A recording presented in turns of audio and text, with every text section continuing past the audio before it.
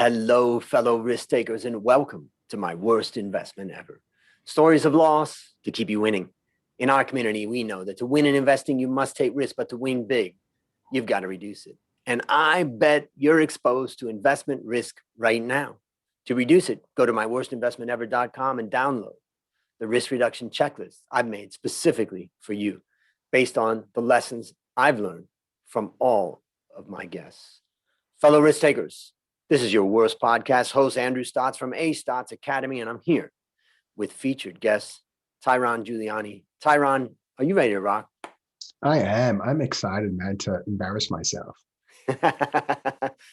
Well, talking about losses and favor and mistakes is not necessarily embarrassing. It's an important aspect to teaching and learning. So let me introduce you to the audience.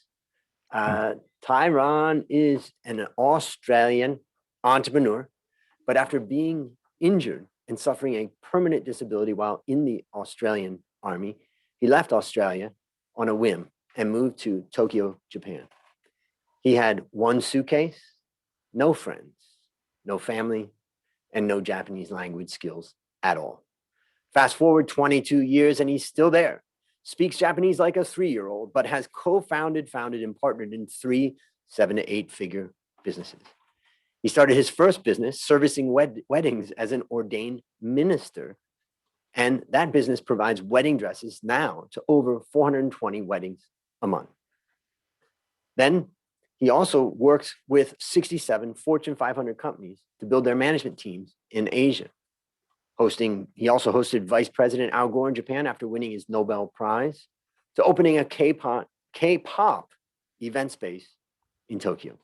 And since 2017, coaching other B2B business owners, his unique method of transforming LinkedIn from a stale resume, easy for me to say, resume profile approach to recreating your own personal mini website in LinkedIn and using a sales funnel there to land clients. My goodness, Tyron, take a minute and fill in further tidbits about your life. Yeah, thanks, Andrew. Great intro. So yeah, based here since 1998. So I've seen a heap of changes, and my life here is pretty good. I can't complain. After one suitcase, the last time I moved apartments, I needed 2 trucks. So I went from 1 suitcase to 2 trucks.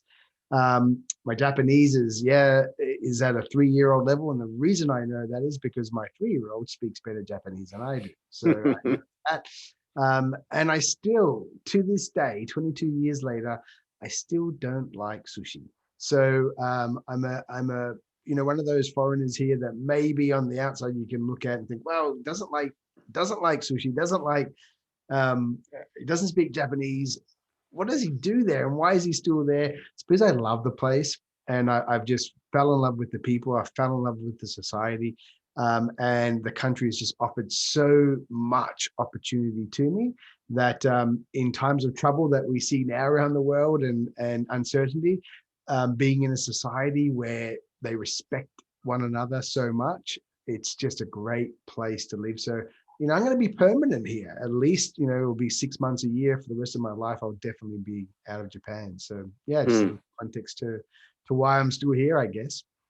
And when you think about your life, I mean, I can imagine that a lot of the listeners, are trying to figure out, like, they're trying to visualize what life is like living there. I mean, I know in Thailand kind of what my life's like, and I feel the same way about Thailand and Thai people. But I know that my daily life and how my life goes here is going to be very different than if I was in your shoes. Just tell us, a day in the life kind of perspective of what it's like for you living in Japan and what you like. Yeah, I think when you've been in a location for any length of time, you get into a routine and your life becomes, I'd probably be doing the same stuff as I'm doing every day, just in any location around the world, because pretty much I work from my home office and, I pick my kids up from school or they get delivered to my house. And, I think the general normal everyday life is pretty similar for most folks in developed markets. Where the difference is as soon as I walk out of my door, I'm still, even after 22 odd years, I'm still in a foreign environment. You know, I'm in the minority now. You know, I'm the white guy walking down the street, and everyone around me is Japanese. So, you know, I still get kind of preferential treatment, because here in Japan, they like to, you know, guests to Japan, they like to go out of their way to make them feel comfortable. So even though they don't know I've been here 22 years, I still get special treatment. I still get kind of looked after. People will be more patient. People. So, you know, for me, it's being outside, still having that feeling of being a little bit special, which is kind of selfish, but it's kind of nice. Getting away with things that maybe you probably wouldn't be able to get away with as a Japanese person. I mean, I don't do crazy stuff and break the norms of society, but you don't have to follow all the rules. So I kind of get all the benefits of this awesome society. And if I make a mistake or do something a little off, no one's gonna, you know, worry about it, because it's, he's foreigner, it's okay, he can do that.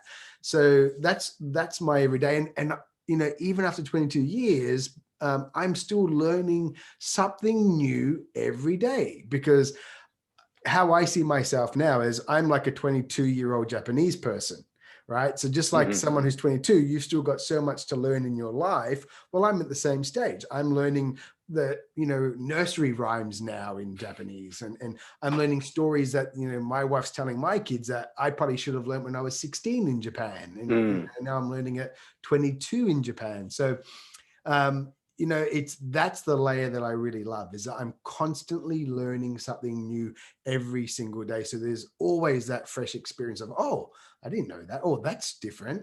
So that's what I love about it, and that's the difference. It's just constant learning. I know that feeling in Thailand. In fact, just before this call, I had a meeting with the lawyer, and he was speaking in Thai to me. So we were going through things, and I realized, geez, I don't know much. I don't know the vocabulary of legal, you know, the legal area. I know the financial and accounting vocabulary to some extent, but then it's like, okay, that's a whole new area. Right. Well, now I just wanted to ask you some questions about LinkedIn, because I know a lot of my listeners are professionals who do want to get more business, or they want to take advantage of what's out there with LinkedIn. They know what it is. They know there's something out there that they could be doing, and they just don't know kind of what's the first, second, third step to do. I wonder if you could just give some of your thoughts about what you do and what you know about LinkedIn. Yeah, for sure. So for me, you know, the LinkedIn was a really powerful tool, because you know, one of the business where I was a partner was in executive recruitment. So we used it. It actually accounted for about 81% of our revenue came off the platform. We sourced our clients, we sourced our candidates all off the platform. And that translated multi-millions every single year, organically, free, right? So that's awesome. You know, cost to acquire a client is zero. Well, great. I do that all day. What I've seen on LinkedIn, it has absolutely transformed. I've been there since 2004. And even in the last 2-3 years, it's gone through a transformation. A lot of people are resistant to this, but really, and this term, some people say it's not like this, but it has become Facebook in a suit. That's what it is. And as much as people are, it is. People want to go onto LinkedIn, and the primary thing is they want to be entertained. Right. So the idea of you going in there and posting how-tos and sharing articles from business, you know, magazines and blah, blah, that's long gone. That's 5 years ago. We're not there anymore. So you have to come with the approach that if you're going to put content out there, there's got to be an entertainment value to it. It has to be primarily entertaining, and secondary, maybe educational. But it's also seeing LinkedIn as a funnel. If you try to do one activity on LinkedIn and try to make money from it, you're just not. And there's really 5 elements. There's the profile. If you've got a resume, if you own a business and you're trying to get clients, why do you have a resume as your profile? Because what's a resume used for? Getting a job. What are you trying to do? Get clients. So you're using the wrong tool for the task at hand. And I recommend transforming profiles more into like landing pages where we use those experience sections to showcase our key services and we talk to our clients. So that's the first part, is your profile's got to look different. It has to inform the reader about them, about what you can do for them, how others that have used you. The next thing, outreach. You've got to do outreach. A lot of people don't want to do outreach. The problem they don't do outreach is because the way they do it is horrible. It's horrible. People, they forget the anatomy of a conversation. When we meet someone at a networking event, imagine if I walked up to you, you were wearing a pink suit. The first thing I would say is, wow, Andrew, love that pink suit. Why are you wearing that? I'd ask you something about you. Now, if I walked up to you at a networking event, you're in a pink suit and I use LinkedIn language, this is what it looks like. Hi, Andrew, I'm Tyron. I'm the LinkedIn guy and I provide these services. If you're interested, here's my calendar. Would you like a book? You're standing there in a pink suit. And I haven't said anything, like crazy, right? But that's what people do on LinkedIn. So it's about putting in an outreach that is actually using the way we speak in real life, which is question, answer, question, opinion, right? There's a format, the way we speak. So it's emulating that in real life. And then the third and fourth and fifth part is what drives the inbound, which is doing content, nurture, and engagement. And the strategies for that allow you to stay top of mind of people, that allow you to engage and show yourself as a thought leader that attracts people to you. And it's putting all of that then in a workflow process. So literally every day when you turn on LinkedIn, you're not there reading articles about Steve Jobs turtleneck sweaters. You're going in there, you're executing your plan, and then you're getting off with a result. So it's really about, if you're not doing direct outreach, if you're not doing nurturing inside the inbox, because you've got to remember that it's called Messenger now. It's not called an inbox. When someone messages you on LinkedIn, there's that big red dot above Messenger. Have you ever not opened that, Andrew? Never. You always open it. You see it, you open it. Well, you opened your inbox this morning on your normal email. How many did you just like delete? Like, oh, I subscribed to that. Didn't even bother. Well, right. Where's the power? LinkedIn has so much power now. So if you're not utilizing that and putting in campaigns to nurture people, if you're not putting content out, and your content can't be just business, it should be swapped. It should be personal, then a business post, then personal, because people won't care about your business post until they care about you as a human first. It's as simple as that. So you've got to switch your mentality, come around by personal, vulnerability, learning points, or in storytelling format, and get away from just doing business posts that just doesn't resonate on LinkedIn anymore, and then engaging on other people's stuff. And when you put all that together, that's what produces money on LinkedIn. It's interesting because I occasionally will post something about my mom, and, because we live together here in Thailand, and, our coffee time, or, make sure to, but I always try to tie it back into work to some extent, to say, make sure you don't, we're here on LinkedIn working our butts off to try to be successful and grow our businesses, but don't forget to spend time with your mom or with your family, or, so I think, and I noticed that people really, they respond to it, they get inspired by it. So, if for those people that are like, they're kind of nervous about Facebook in a suit, maybe one of the ways to do it is to try to tie one of your non-business activities into a post, like your daily exercise or your nutrition and how that helps you. And by doing that, you're bringing value to people, but it's also kind of bringing people into your life. Does that make sense?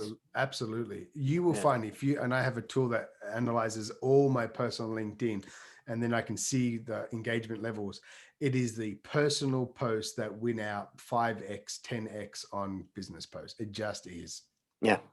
I just wrote, we have the CFA exam that just happened, and people got their results. And I got my CFA many years ago, and I was president of CFA Society in Thailand. But I wrote a post called, To the Losers.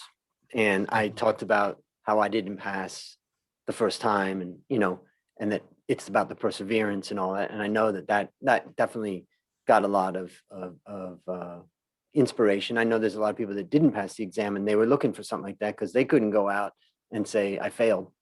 Right. Whereas everybody else was posting that they passed. Well, that type of post is exciting and everybody's going to cheer that on, but that majority of people probably aren't passing. So, that type of share.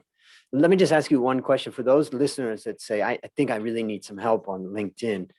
What's the best way for them to get in touch with you? I'm guessing. Well, the good thing, I'm the only Tyron Giuliani in the world. So if you put Tyron, Tyron Giuliani, Giuliani in LinkedIn, I will come up number one. Even if you put it in Google, I'll come up number one, and just message me on LinkedIn. Perfect. And I'll be able to help. Yep. Okay. So now it's time to share your worst investment ever. And since no one ever goes into their worst investment thinking it will be, tell us a bit about the circumstances leading up to it, and then tell us your story. Yeah, thanks for that, Andrew. Look, as I said earlier off air, it was so hard to choose which worst investment was the worst. And I settled on this one. And I guess for people that have been in entrepreneur endeavors for any length of time, the reality is you're going to have multiple. You just will. And this is what separates the winners from the losers, is that regardless of when you make a mistake, you don't quit. You just don't quit. You just come back, you try again, you try again, you try again. And that's what helps you win.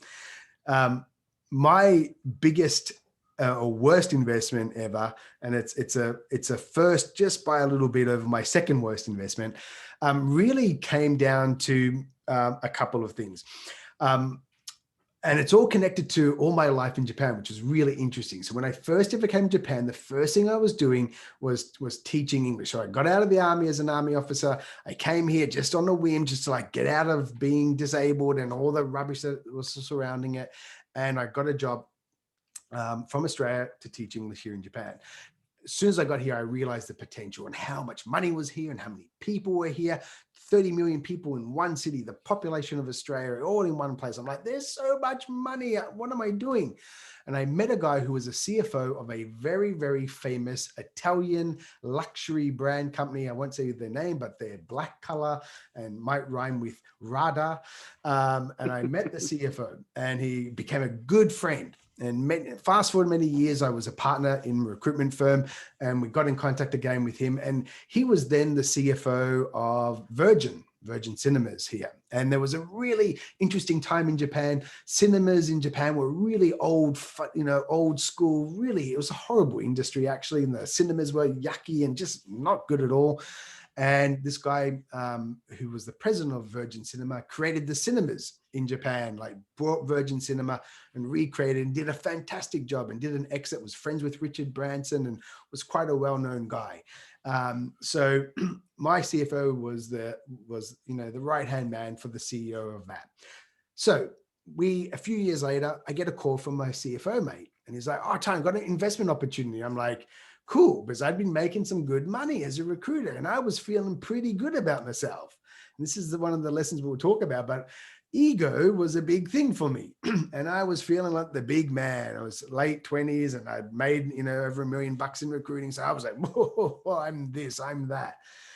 And I met with the CFO and he introduced me to his old boss. And his old boss, who I knew as not a celebrity, but a business celebrity, because he brought Virgin to Japan. He convinced Sir Richard Branson to give him the rights of doing Virgin.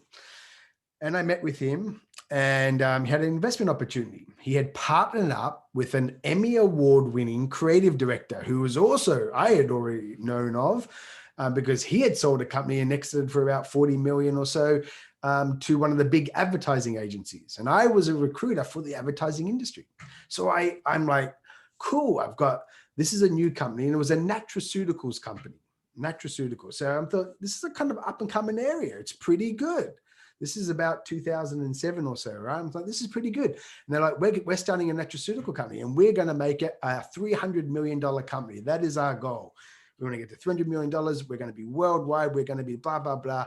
And I was just like, this is awesome. Like, yeah. And this is the grand floor. We're putting a couple $1 million in each and blah, blah, blah. It's me as the president. So, he's already done an exit. He was trusted by Richard Branson. Then I've got the other guy who's an Emmy award winning, who's done an exit. So that guy's going to do the creative. That guy's going to do the operational, put them together. Who can't see that as magic? Well, the investment time. Let's invest. Like, okay, well, I'll go full in. Here's $300,000. So I invested $300,000 and thinking, cool, this is going to turn into 100. This is going to turn into millions for me. And, you know, was really blinded by the upside, just blinded by the upside and blinded by the success of the two founders based on their previous experiences. Very quickly after doing that, probably 6 months in or whatever, it became very evident that the burn through of the cash was pretty high, that one of the partners was very much about testing. And one of them was more of the creative. And there was that constant conflict about like, just get stuff done. Like sometimes you got to pull the trigger. And I could see that they were burning cash at a real high rate. And they developed some beautiful creative stuff. So I was like, oh, this is cool. There was a big gap missing. They wasn't doing anything online. And fair enough, back then it wasn't so popular. If I fast forwarded today and launched that business now, man, this would be a hit. Absolutely would be, because I would do it online. I'd create funnels and it would be awesome. But I could see that it just wasn't going right. And then, but I kind of left it. I didn't kind of butt in. I just thought, because they were, you know, way above where I had been. So I was like, okay, they'll kind of sort this out. This will kind of work. And I just kind of watched it and I didn't participate. And I didn't feel like I had a voice, you know. And when I got the investment sheet, I saw my percentage was only worth 1%, and I kind of let it slide. And, you know, I didn't ask questions, and I wasn't curious. I thought this was my chair at the big boys table, and that I could kind of go on their coattails, and I just let it kind of run. And very quickly they ran out of money, and we thought, okay, we'll go and get a round of funding, because they had the creative, they'd done some testing, and they were testing on like late night TV shops and stuff like that. So they were getting all the numbers, and he was waiting for that perfect sweet spot. And like, okay, great, let's get it. Now let's just hammer it. Let's get it out into the media. Now these days, it says you do it online with that budget, man, with that budget that we used, holy moly, it would be a whole different ball game.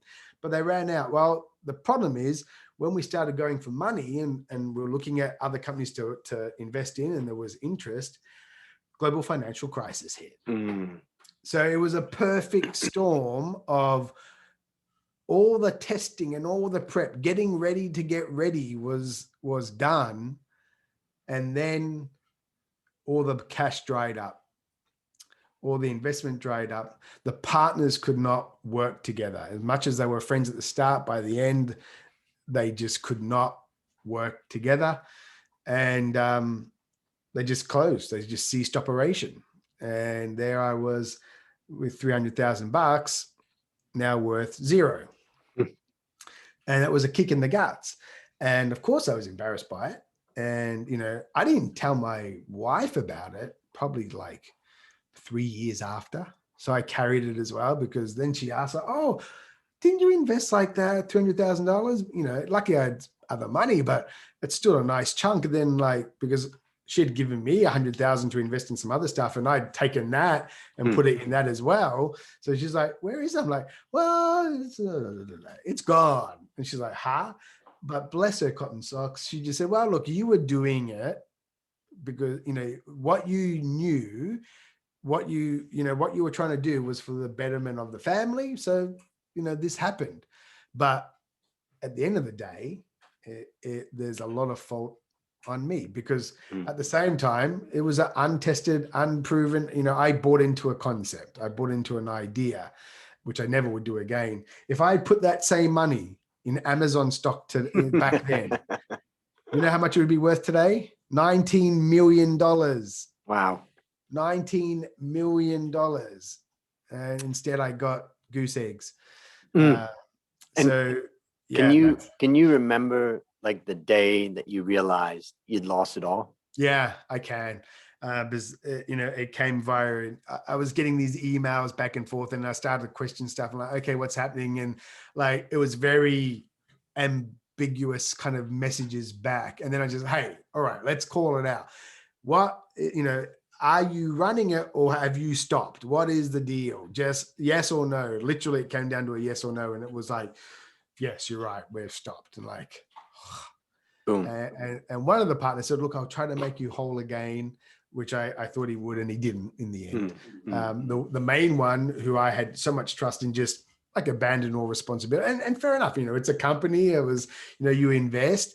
However, they came to Japan looking for investors. They put, he used and leveraged his name and stuff. So, he sullied his reputation forever. Yep. So, yes, he had a great success story in the past, but now I wouldn't touch anything with a barge pole. And if anyone said to me, oh, I heard this guy is now doing this, I'll be telling them like, no. I mean, I don't want to, I never want to talk bad about anyone, but the way they exited it as well was really poor. Yep. That's the other thing. I don't mind, things fail, I don't mind you invest in something, there's a risk. But the way they exited was really, really bad form. So yeah, that was worse. Yeah. So how would you summarize the lessons that you learned?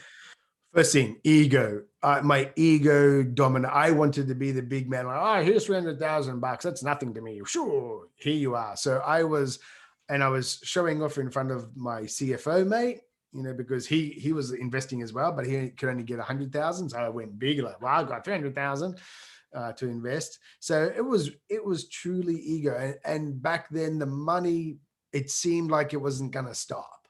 Like I was making money, and it was kind of, I don't want to say easy because it's not huge money. Like, we see these multimillionaires, but it was nice being young 20, mid 20s with, in a foreign country. I'm the big man meeting with former CEOs of, these global brands and stuff. So ego. The other thing was lack of knowledge. Like I just had no knowledge really and I didn't ask the right questions at all. Like, what would the investment, when would I get it back?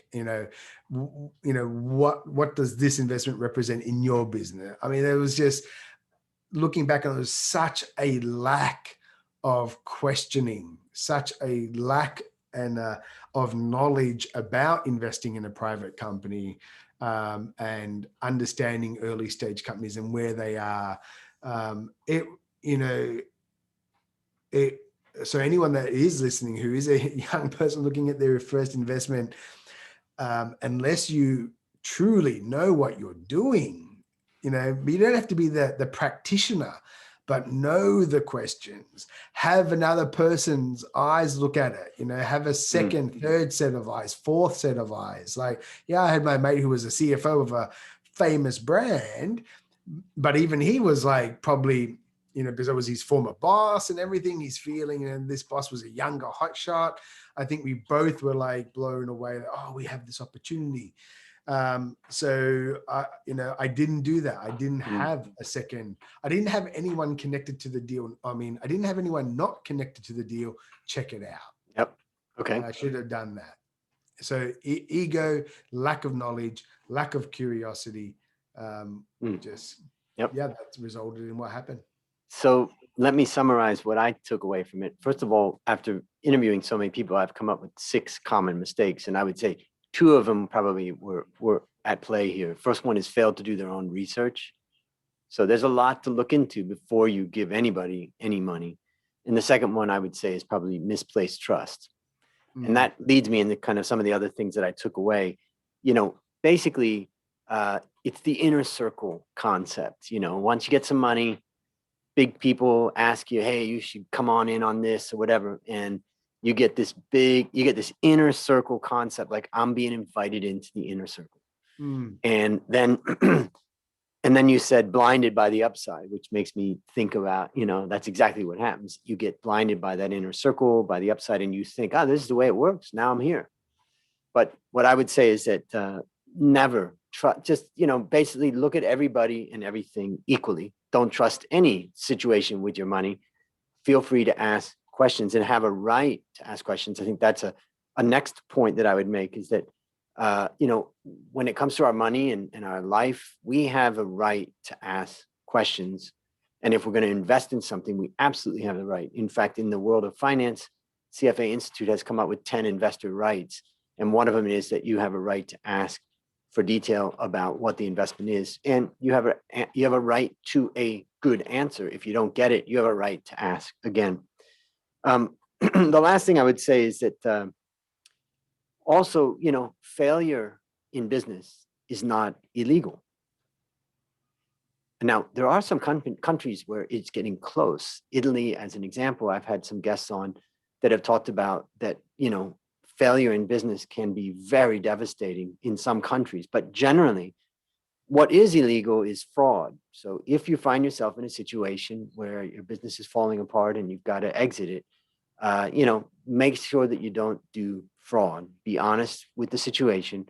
Nobody can hold you to account. If you've started a business, you've done your best and it didn't work out. And that brings me to the last point. It's a little bit like breakups of relationships. Most breakups get ugly. And, they're just ugly exits, as I wrote down when you were talking. Mm-hmm. And, it happens. I think you gotta, as long as there's no fraud involved, which if there is, you've got another case that you got to fight. But the point is that, yeah, sometimes, breaking up is ugly. And you've either got to decide, I want to maintain these relationships and therefore I'm going to work hard to keep it, which I ended up doing with one of my investments where I really felt like the relationships were more important to me than the money that I lost, although I lost a good amount of money and I wasn't happy about that. But there's plenty of other times that it's just, it's never pretty. So those are some of my thoughts. Anything you'd add to that? No, that's a really great list. And, the thing is to keep that at the forefront, because even over the last 2 months, I've made multiple investments that are, 6-figure. And, it took a lot longer to pull the trigger and a lot more questions. And I've got to remind myself, especially the inner circle. The inner circle is a really dangerous circle to get into because, if you're at the bottom of the heap in that inner circle, those guys can afford to have 10, 15, 20 failures in a row because it's a small portion of their money. If you're coming in, it's a larger portion, you might be only able to make 2 or 3 errors before you're back at zero. So the inner circle, that's a really good one because sometimes that is a double-edged sword because they're just thinking like, well, you're in here as well. You're like us. Where you're not. They're at a whole different level. Their emotional, their attachment to money, their attachment to deals is completely different to when you're at a first-time deal. So think of it. Think of it like you're walking, through a hotel or a bar or whatever, and you find these 3 guys at a table playing poker, and they really, really want you to join their table. Come over here, play poker with us. You know nothing about them. And they're going to welcome you into that table, but you may be very ill prepared for what's about to happen. So based upon what you learned from this story and what you continue to learn, what one action would you recommend our listeners take to avoid suffering the same fate? I would say have 2 extra set of eyes that are not involved in the deal at all. Do the due diligence, give you an assessment. Mm-hmm. That one thing probably would have saved me at least multiple 7 figures over the last 20 years just by doing that. And again, it comes down to me trying to be the big man. And, I've learned that a couple of times. It took a couple of times to learn it.